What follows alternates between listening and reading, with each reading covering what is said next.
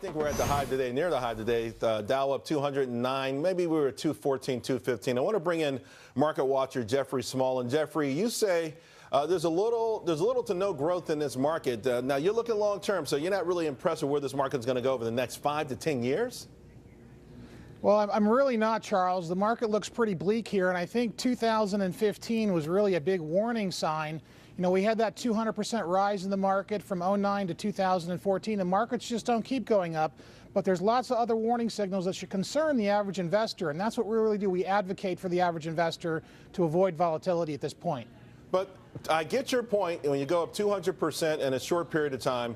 But we've also got to contrast that to the fact that we collapsed. I mean, that was one of the biggest market collapses, and certainly we were oversold. So you're saying this is just sort of equilibrium where we are now? Do people invest in anything here?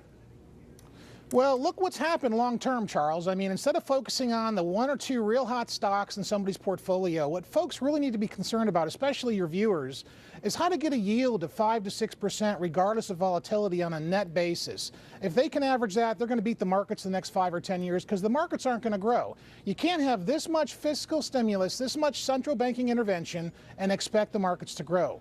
Now, there's a compounding issue there, too, as well. But if you look at what's happening to the S&P and the earnings of the S&P, more companies are using more of their net earnings to supply their dividends, not invest in their model, and leverage out and do stock buybacks. And at some point, we're going to pay the price for that. Yeah. Well, we've seen over and over again historically where that's happened. Jeffrey, thanks a lot. We appreciate it. Yes, sir.